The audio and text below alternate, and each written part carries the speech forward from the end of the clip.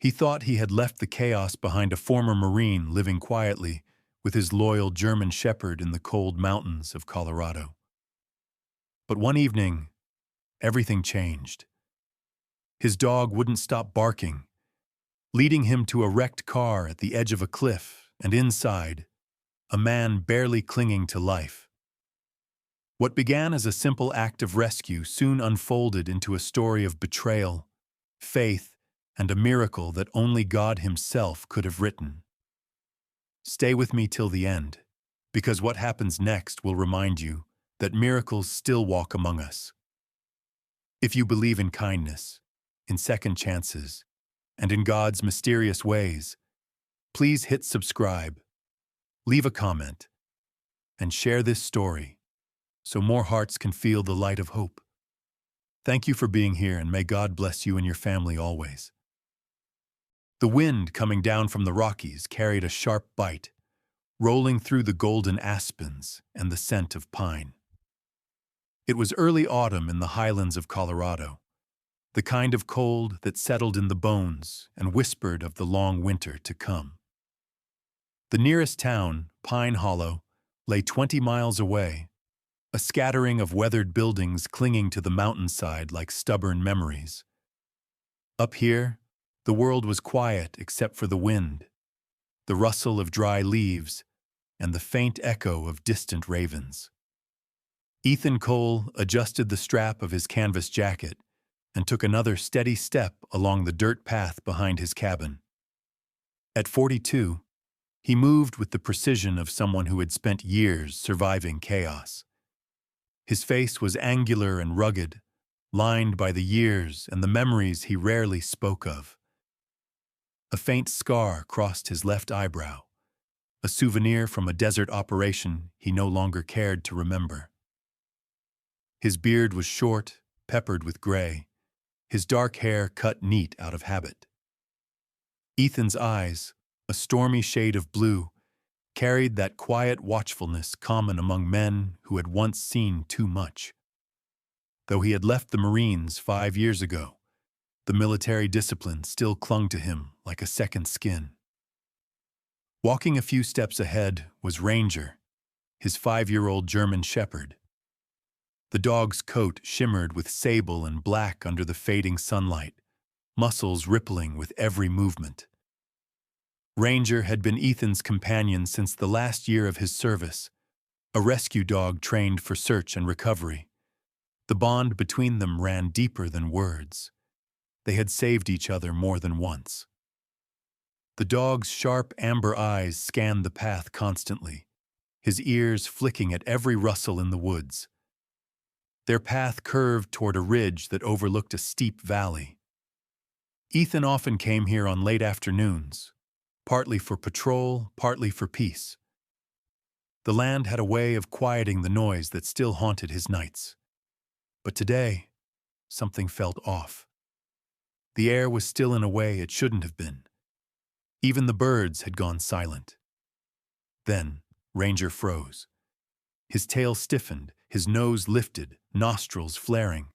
The fur along his spine rose as he let out a low growl that turned into sharp, urgent barking. "What is it, boy?" Ethan murmured, instantly alert. His hand instinctively brushed the side pocket where he kept his flashlight and a small utility knife. Ranger darted forward toward the tree line near the cliff edge. Ethan followed, his boots crunching over gravel and pine needles, his breath misting in the cold air. And then he saw it, a glint of metal below the ridge, half buried in the brush. He stepped closer, heart tightening. A black SUV lay overturned at the base of the rocky slope. The front end crumpled, smoke still drifting weakly from the hood. The sight was jarring, too fresh, too close to home. Ethan's instincts kicked in. "Stay, Ranger," he commanded softly, kneeling at the edge to study the slope. No sign of movement inside the vehicle. No bodies. But a thin trail of blood led away from the wreck. staining the dry grass and winding into the dark forest beyond. He scanned the area again, skid marks on the road above, a broken guardrail. The car must have gone over last night or early this morning. Whoever had been inside had crawled out and was probably hurt badly. Ethan descended carefully, gripping roots and rocks for balance. The air smelled faintly of gasoline. Broken glass crunched beneath his boots. The SUV's license plate was from Denver. A briefcase lay split open near the door, papers scattered, invoices, what looked like company documents, and a leather wallet half burnt from the crash. He crouched, flipping it open. The ID inside belonged to a man named David Moore. David Moore. Ethan muttered under his breath. The name meant nothing to him, but something about the chaos around the car, the deliberate tire marks near the cliff, didn't sit right. It didn't look like an accident. Ranger barked again, this time from higher up the hill. Ethan followed the sound, climbing back to where the blood trail disappeared between the trees. He moved slowly, senses sharpened, the forest closing in with every step. Half a mile in, he found signs of movement, crushed grass, a torn piece of jacket fabric caught on a branch, and then footprints, uneven and dragging. Someone was still alive. "Easy, Ranger," he whispered, motioning the dog to slow. They advanced another 50 yards when Ranger suddenly halted, ears pricked. There, partly hidden under a tangle of brush, was a man lying face down. His clothes were ripped, his right leg twisted unnaturally. Ethan knelt beside him, checking for a pulse. The man flinched violently, swinging his arm weakly to push Ethan away. "Stay back!" he rasped, voice hoarse, eyes wild with fear. Ethan raised both hands calmly. "Easy! I'm not here to hurt you. My name's Ethan Cole. I live up the ridge. You were in an accident. You're hurt." The stranger's gaze darted between Ethan and Ranger, confusion mixing with terror. His face was pale, streaked with dirt and blood, but his features were sharp. Early 40s, dark hair matted with leaves, faint stubble lining his jaw. His clothes, though torn, were clearly expensive. A gray wool coat, a blue shirt beneath. "Who sent you?" he demanded, voice trembling. "Was it him? Did Victor send you to finish it?" Ethan frowned. "I don't know any Victor. I was out walking my dog. Your car's down by the cliff. You're lucky to be alive." The man blinked rapidly, pain flickering across his expression. His breath came in short, harsh bursts. For a moment, he seemed ready to lash out again, but then his eyes darted to the loyal German shepherd standing guard nearby, calm yet alert. Something in that image, the disciplined man, the watchful dog, seemed to cut through the fog of panic. Ethan slowly removed his jacket, tore a strip of fabric, and began bandaging the bleeding wound on the man's arm. "You're losing blood," he said quietly. "If we don't get you treated soon, you won't make it through the night."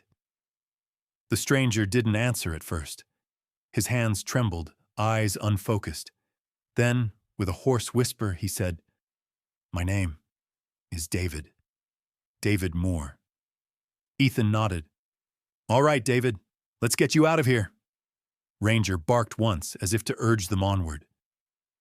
Ethan lifted David carefully, feeling the man's weight sag against him. Each step back toward the cabin was slow, deliberate. The forest had grown darker, shadows stretching long between the trees, and the wind carried a strange stillness that pressed against Ethan's chest. Behind them, the smoke from the wreck drifted upward, dissolving into the twilight sky, a silent witness to whatever had begun that day. When they reached the edge of the clearing near the cabin, Ethan glanced once more toward the valley.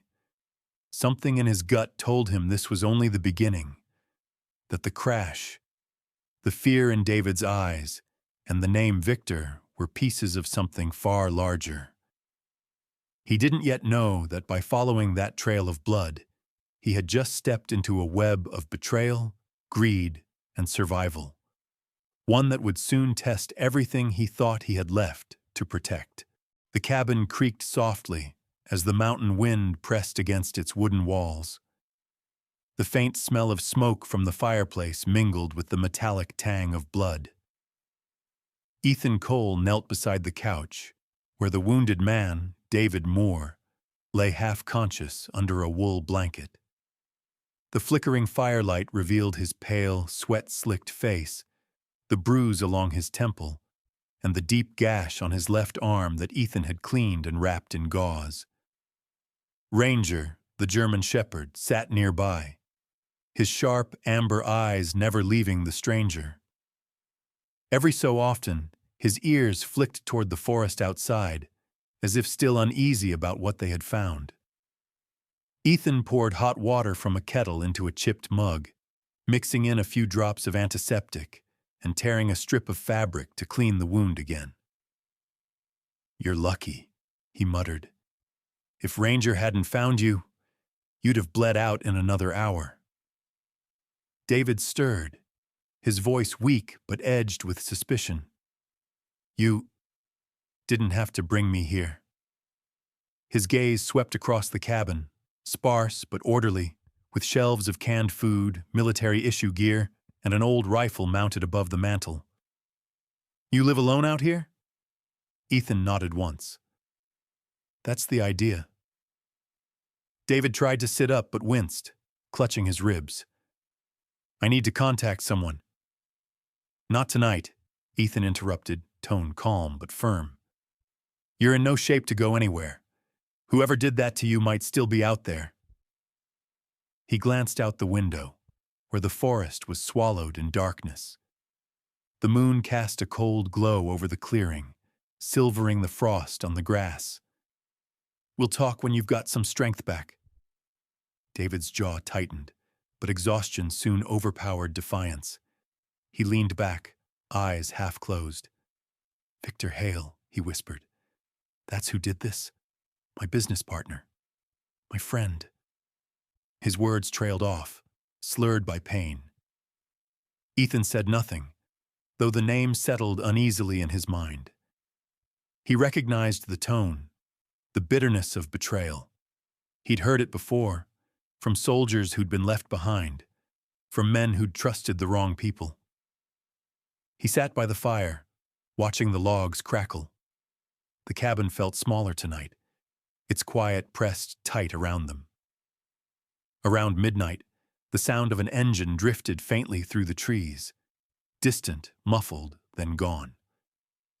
Ethan stood instantly, hand reaching for the rifle. Ranger rose too, hackles raised, a low growl rumbling in his throat. Ethan moved to the window, careful to stay out of sight. Headlights flickered briefly through the pines far below the ridge, too far for chance travelers. The mountain roads were empty this time of year. He waited until the sound faded completely before lowering the weapon. "We've got company down there," he muttered. Ranger's growl deepened in quiet agreement. When morning came, the frost lay thick on the windows. Ethan brewed coffee, strong, black, and left a mug beside David's bed. The man's color had returned slightly, but his eyes were shadowed with worry. "You said your partner tried to kill you," Ethan began, sitting across from him. "Why?" David hesitated, eyes darting toward the fire before meeting Ethan's steady gaze. "We built our investment firm together, Hale and Moore Capital. It started small, then grew fast. Too fast. We took on risky accounts, political ones, government contracts. Money came from places I didn't want to ask about." He swallowed hard. "When I tried to back out, Victor had me followed. Last week he called, Said he wanted to talk things out. I should have known better. We met halfway up the highway near Denver. Then I woke up rolling down that cliff. Ethan leaned back, processing. And now he thinks you're dead. David nodded faintly. He'll realize soon I'm not, which means he'll send someone to make sure. Outside, Ranger barked once, sharp and alert. Ethan moved to the door and opened it a crack. Standing at the edge of the clearing was a figure, a woman bundled in a long brown coat, waving hesitantly. She had auburn hair tucked under a knitted cap, pale skin flushed from the cold, and a satchel slung across her shoulder. "Morning," she called. "I'm sorry to bother you, Mr. Cole. Sheriff's office sent me up here. They said you're usually the first to find trouble before they do." Ethan exhaled quietly. "Morning, Sarah." Sarah Whitmore was Pine Hollow's only medic, about 36, tall and lean with a quick stride and sharper eyes. She'd served as a paramedic in Denver before returning home to care for her elderly mother. She and Ethan shared a quiet respect. She didn't pry, and he didn't explain. She stepped inside, brushing frost from her gloves. "Sheriff said there was a report of smoke near the ridge last night. Everything all right?" Her gaze shifted to the couch, where David lay stiffly under the blanket. "Who's this?" Ethan hesitated. "Found him near a wreck off the cliff road. Broken ribs, blood loss. I patched what I could." Sarah's tone softened, though her eyes narrowed slightly. She sensed the tension that lingered in the air. "You did good. But he needs real stitches. I can clean it up. No questions asked." David looked wary, but too weak to protest. Sarah worked efficiently, her hands steady as she changed the dressing. "You're lucky," she murmured, almost to herself. "Few people survive a fall like that." Ethan helped her pack up once she was done. She glanced at him before leaving. "Whoever's looking for him might come back. Keep that rifle loaded." He gave a short nod. "Always do." As the door closed behind her, Ethan turned toward the fire, his mind already moving ahead. He'd lived 5 years without trouble, and now trouble had found him again, dragged in bleeding from the woods. He looked at Ranger, who sat near, the window, tail twitching, nose pointed toward the forest. "Looks like peace didn't last long, buddy," he said quietly. Ranger's ears flicked in response, eyes fixed on the trees outside, as if he already sensed the danger creeping closer. The morning light filtered weakly through the frosted cabin windows, painting the walls in pale gold. Outside, the forest was still, blanketed by a thin mist that clung to the pine needles and turned every sound into a whisper. Inside, the fire had burned low, and Ethan Cole sat beside it, methodically cleaning his rifle. He wasn't expecting trouble this early, but years in the Marines had taught him that danger didn't care about timing. His movements were quiet and precise, a reflection of the discipline that still ruled his instincts. On the couch, David Moore stirred awake, the faint scent of antiseptic mixing with wood smoke. His face had regained a little color, though the dark circles beneath his eyes spoke of sleepless nights and heavier worries. His right hand trembled slightly as he reached for the mug of water on the table. Ethan noticed it, but said nothing. Some men needed silence more than sympathy. Ranger, the German shepherd, stretched near the doorway. His sable coat glimmered in the morning light, his tail flicking lazily, though his eyes were as sharp as ever. Every time a branch cracked outside, he lifted his head. The dog had an uncanny sense of reading the air, as if he could feel tension before humans even named it. "You sleep at all?" Ethan asked without looking up. David gave a thin smile. "Not really. Every time I close my eyes, I see the headlights, the road, the drop. I keep thinking maybe I didn't crawl out of that wreck. Maybe I'm still down there. Ethan set the rifle aside. You're alive. That's what matters. What you do with it next, that's up to you. David hesitated, then nodded slowly. You said you used to serve. Marines, right? Yeah, Ethan replied. Did 2 tours overseas. Came back. Found it quieter up here than in Denver traffic. David gave a weary chuckle that ended in a cough. Quiet seems like a luxury these days. For a few moments, only the crackle of fire filled the cabin. Then David's gaze turned distant, his voice low. Victor and I started with nothing. 2 college kids chasing the dream. He had the charm, I had the numbers. We built Hale and More capital from our kitchen table. Started with veterans grants, real estate flips, private investors. When the company grew, the money changed him. He got greedy, started taking risks I couldn't justify. His eyes hardened. Last month I found out he'd been laundering through shell firms. I confronted him. The next morning, my car brakes failed. The second attempt was more effective. Ethan's jaw tightened. You think he knows you survived? David looked toward the window, the fog outside thickening. If he doesn't yet, he will soon. At that moment, Ranger lifted his head, a deep growl rumbling in his chest. Ethan turned sharply. What is it, boy?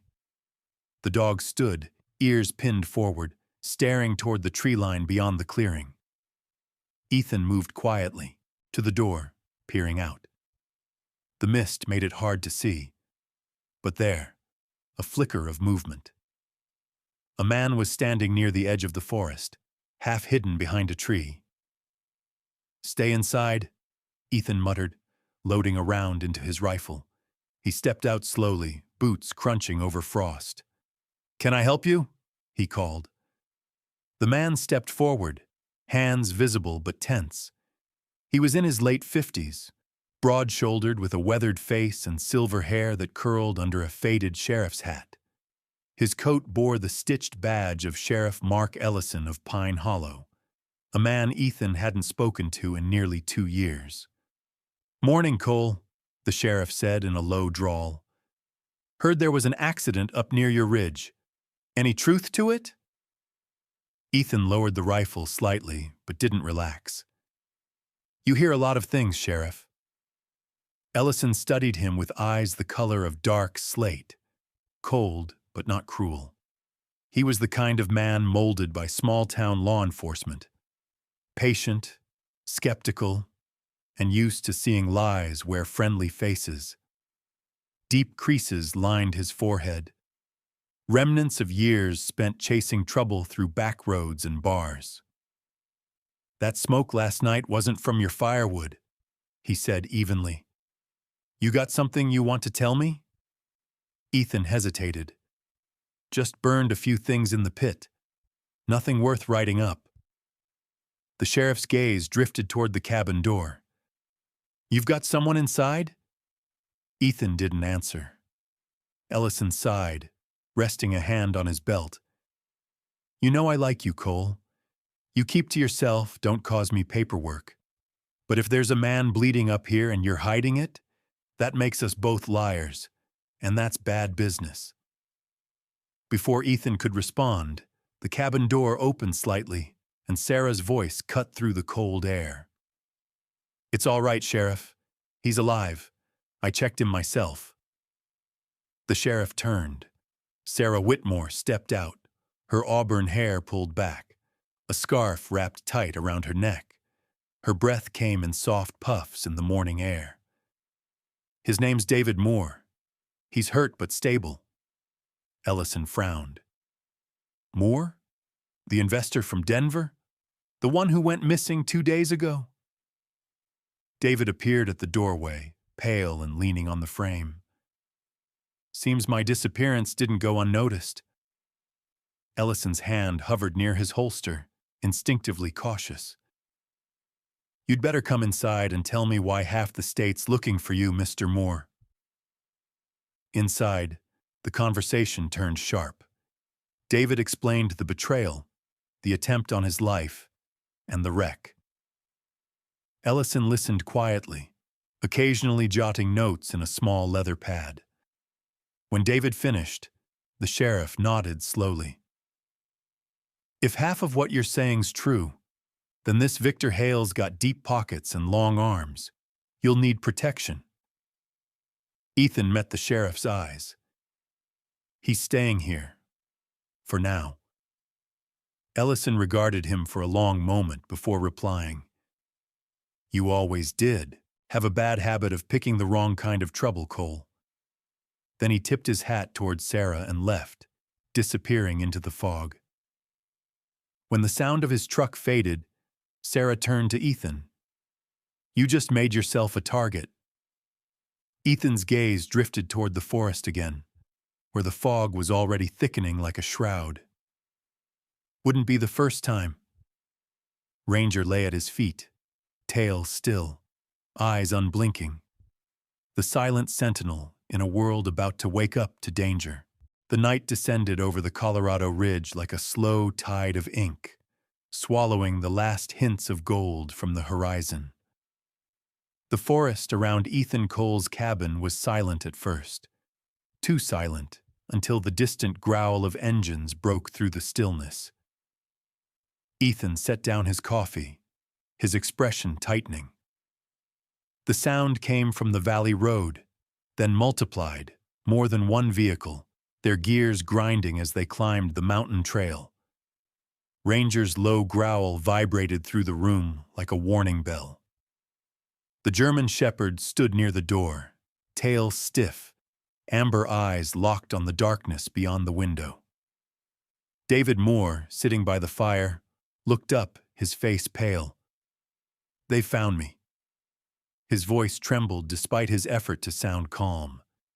He had regained strength over the past 2 days, but the fear in his eyes betrayed the memory of betrayal and the man who wanted him dead.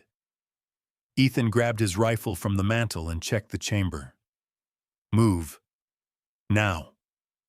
He guided David toward the back of the cabin, where an old wooden hatch lay hidden under a worn rug. Beneath it was a narrow passage leading to a root cellar, a relic from the 1950s, reinforced years ago when Ethan rebuilt the cabin. He pulled the hatch open, the hinges creaking softly. Stay quiet. You move only when I say so. David hesitated, glancing toward the sound of engines drawing closer. You can't fight them alone. I've been outnumbered before, Ethan replied evenly. His tone left no room for argument. Go. As David climbed down into the darkness, Ethan handed him a flashlight and shut the hatch above. He turned toward Ranger, who was already poised near the window. You stay with me, boy. The headlights appeared through the trees moments later, 2 jeeps, maybe 3, crawling up the dirt path toward the clearing. Their beams cut through the fog, slicing across the pine trunks. Ethan crouched by the window, counting shadows. He saw at least 4 men dismount, dressed in dark jackets, their movements too disciplined to be random hunters. One carried a subcompact rifle. Another scanned the cabin with a flashlight. Ethan's mind cataloged them with the speed of muscle memory. 2 front, 1 flank, 1 trailing backup, standard approach. He'd used the same formation once, back when he was the one closing in on an enemy bunker. He waited until the lead man moved closer, then whispered, Ranger, go wide. The dog slipped out through the rear door, silent as smoke. Ethan circled to the opposite side of the cabin, blending into the shadows beneath the pine boughs. The first gunman approached the porch, his voice low. Boss said he's here. Hale wants him alive this time. Ethan's jaw clenched at the name. Victor Hale. He aimed carefully, the rifle steady against his shoulder. The shot cracked like thunder, echoing through the woods. The gunman dropped before he hit the steps. The others shouted, ducking for cover. Chaos erupted. Muzzle flashes tore through the dark, splintering wood from the cabin walls. Ethan rolled behind a fallen log, firing twice more. Another man staggered and fell, clutching his leg. Then came the growl, deep, furious, and close. Ranger burst from the brush, launching himself at the third attacker. The dog's weight slammed the man to the ground, knocking his weapon loose. The struggle was brief and brutal. Ranger's training took over, a precise, efficient takedown. Ethan moved fast, tackling the last man who tried to run for the jeep. A quick blow to the jaw sent him sprawling. "Who sent you?" Ethan demanded, pressing the rifle barrel against the man's chest. The thug, mid-30s, with a shaved head and a scar running along his chin, spat blood and glared up at him. "You think killing us stops him? Victor's got more where we came from." Ethan's expression stayed cold. "Not tonight, he doesn't." From the distance came the faint wail of sirens. Sheriff Ellison's men. Maybe Sarah had called it in after hearing the shots. Ethan stood, keeping his rifle trained until the engines faded and the sirens grew louder. By the time the sheriff's truck pulled into the clearing, smoke curled from the bullet-ridden jeep, and two of the attackers lay bound near the cabin. Ellison climbed out, face grim beneath his hat.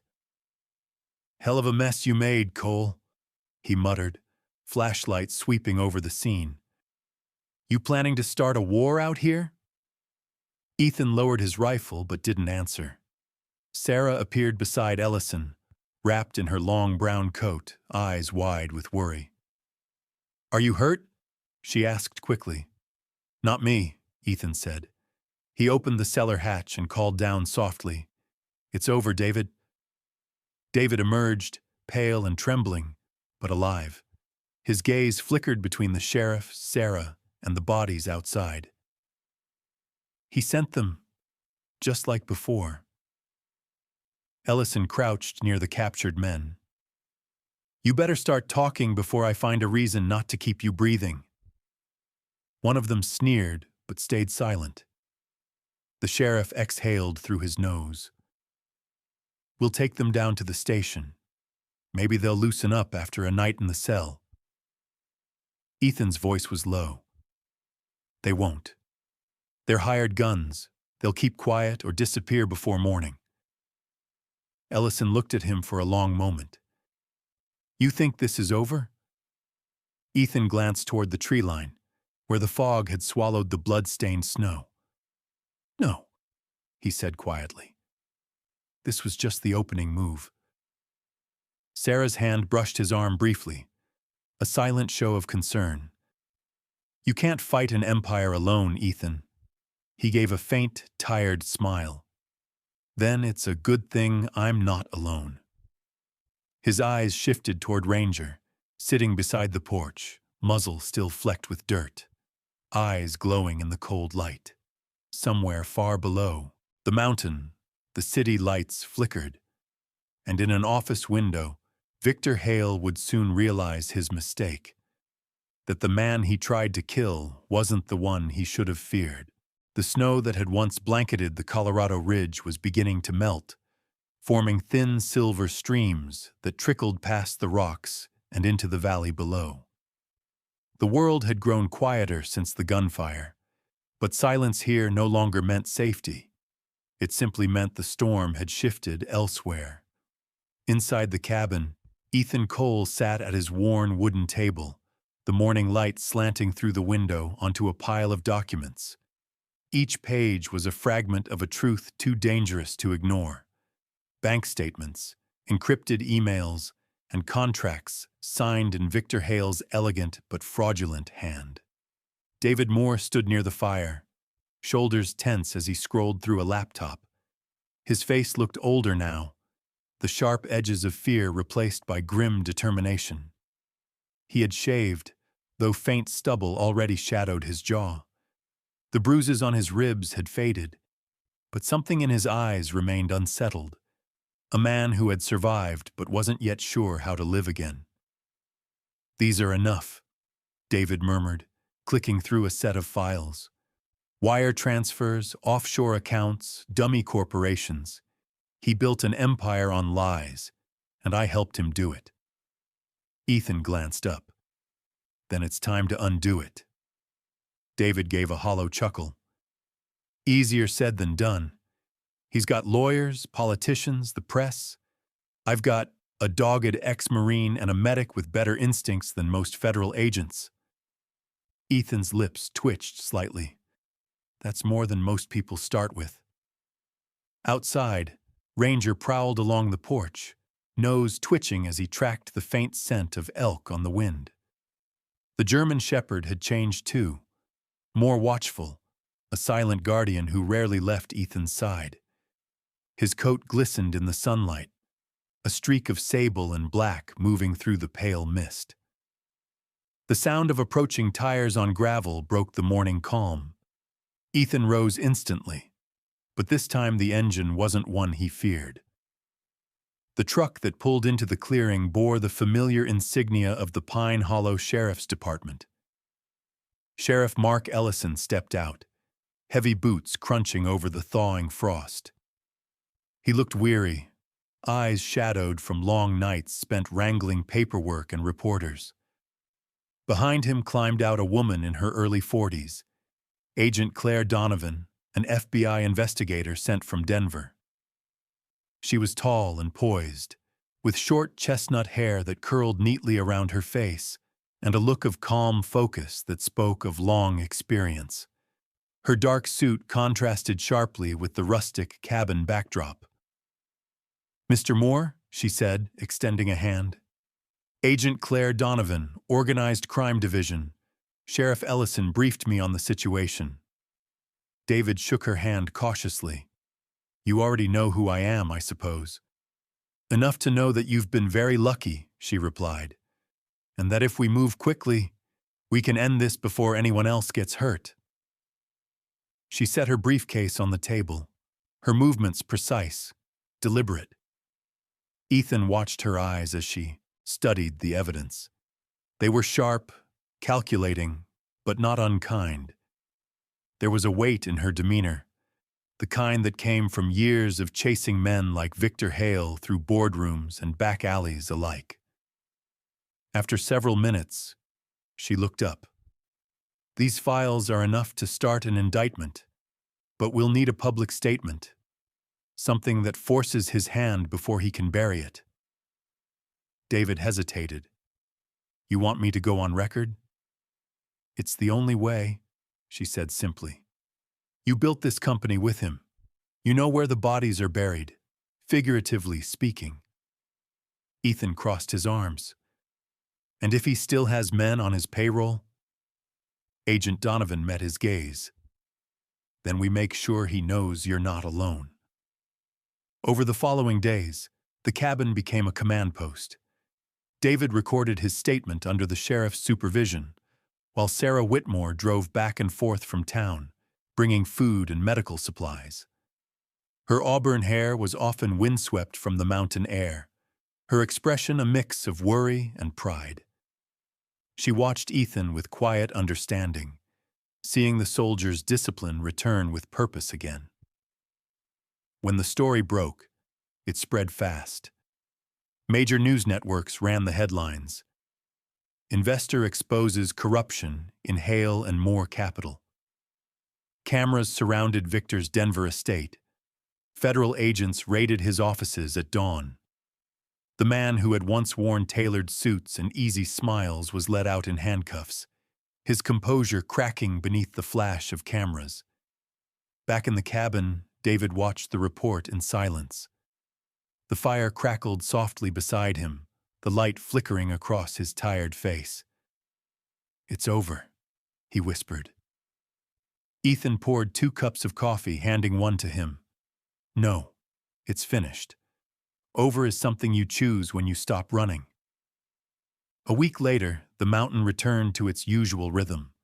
Snow melted into the soil, elk returned to the valley, and life, somehow, moved on. David arrived one morning with a small duffel bag and an envelope. "I'm heading back to Denver," he said. "The Bureau wants me to testify next month. After that, who knows? Maybe I'll try starting something honest for once." He set the envelope on Ethan's table. "For everything.